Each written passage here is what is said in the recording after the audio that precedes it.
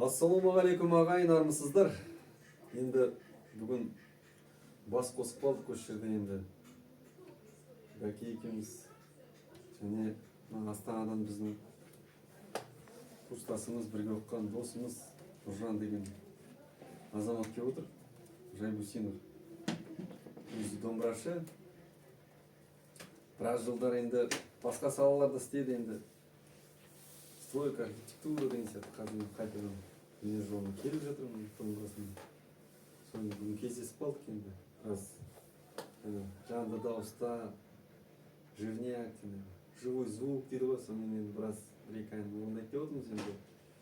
Бізде енді осы елге танымал болған әнімізді орындайық деп отырмыз. Ой жеңгем үйлен дейді маған. Әжептәуір адамдарды үйлендірдік. Осы Павлодар облысында ол үйленген адамдардың немерелері бар шығар. Балалар былай тұрсын. 2002 жылы осы ән шықты. 2002 жылы біз оны бір тойда естіп қалдық. Ақсу жақта бір тойда естідік. Ол әннің аты «Ой апам үйленді» деген болды. Табиғат деген ағамыз бар, Аземов, Арыстанбек деген ағамыз бар. Осылардың орындауында мен естіп қалдым. Сосын енді бізді жеңешай деп жүргеннен кейін енді біздің бірінші әніміз енді «Омпидім жеңешай, томпидім, омпидім жеңешай». Мен саған өкпелеп, томпидім жеңешай. Мен саған өкпелеп, томпидім жеңешай деген әнді орындап жүрміз. 99 жылы 8 наурыз күні құрылғанбыз. Павлодар мемлекеттік университетінде Сұлтанмахмұт Торайғыров атындағы 8 наурыз күні бір шет орындадық. Сонда Амангелді Ракишевич деген мұғаліміміз трио жеңешай деп кетті. Содан кейін жеңешай болып кеттік енді. Содан кейін сол 2002-де сол әнді естіп қалдым, «Ой апам үйлен» дейді. Содан кейін енді «Ой апам» деген бізге келмеді. Біз «Ой жеңгем үйлен» дейді деп орындадық. Біз енді ойладық енді басында неме деп. Көше әні ма деп сөйтсе, ол әннің композиторы бар екен. Ол енді Күргілдің азаматы Арман Билялов деген ағамыздың әні екен, «Ой апам үйлен» дейді. В общем, музыкасын шығарған сол кісі. Одан кейін енді сөзін жаздырту керек болды. «Ой жеңгем үйлен» дейді. Маған сол сөзін Ғабит Сапаров деген ақын ағамызға бердік. Ол кісі жазып берді. Содан енді не керек? Бұл ән хит болды, танымал болды. Клипін түсірдік. Арман бар қасымызда ол кезде. Үшеуміз енді біраз әніміз танымал болды. Енді Қытай, Монғолия, жалпы біраз енді қай жерде, қай дүние жүзінде қазақтар бар, сол жерде енді осы ән орындалды деп ойлаймын. Сол әнді сіздерге енді осы екі домбыра бір гитарамен орындап берейік деп отырмыз. Сонымен біраз танымал болдық. Ол ән туралы болғанда енді әнді Арман Билялов деп айтып отыр ғой. Мен өз басым ол кісіні көрген емеспін. Мен де көрген. Саят келіп орындады. Бірақ Табиғат ағамыздың айтуы бойынша жаңағы екі әнді салыстырып көрдім. Екі бөлек ән да. Саят қалай өзінің несімен жаңағы соны бір рет естіген бе екен, келіп мүлдем басқаша бізге орындаған. Сондықтан да осы орындап жүрген әніміз ол Саяттың әні.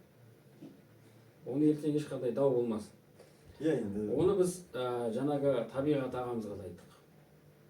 Бүкіл көріп отыр ғой міне, сол кісімен бір кездесіп көруге де болады.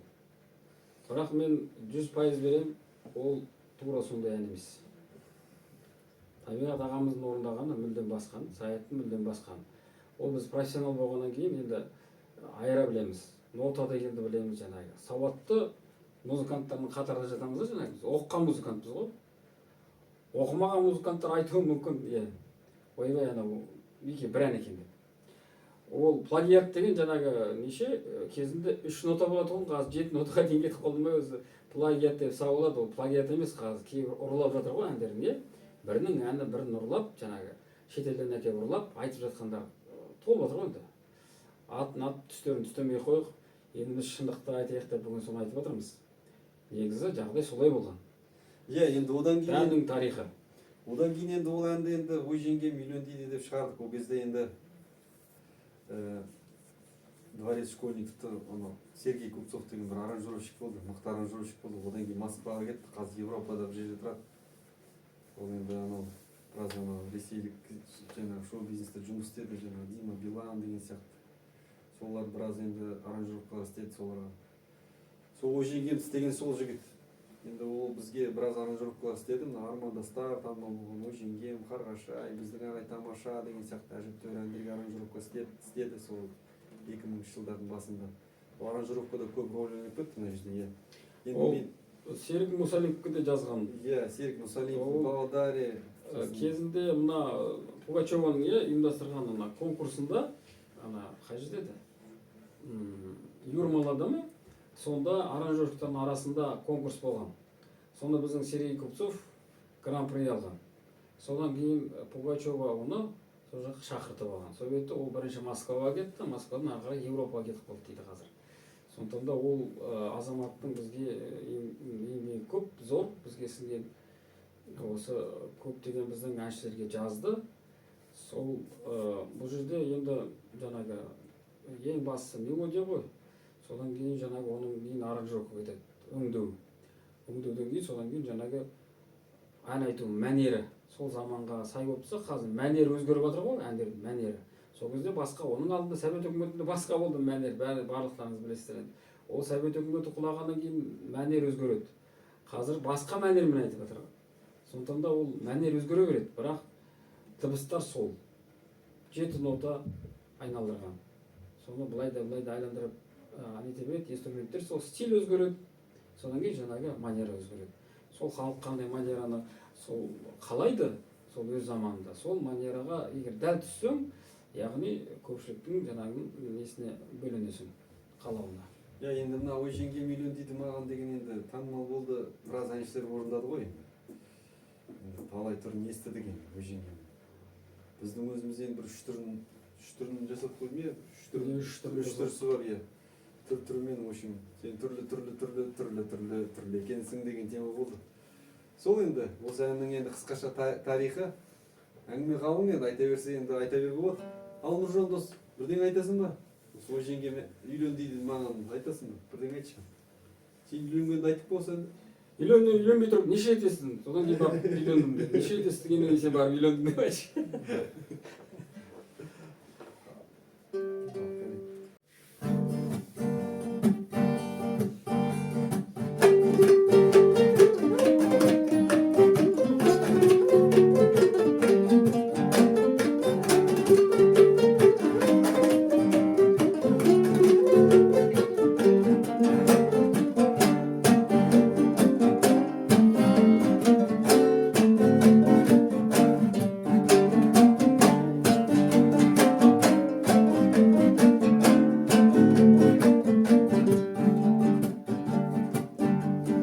Аспанда тұр жұлдыздар жайнап, сен отырсың махаббат тойлап.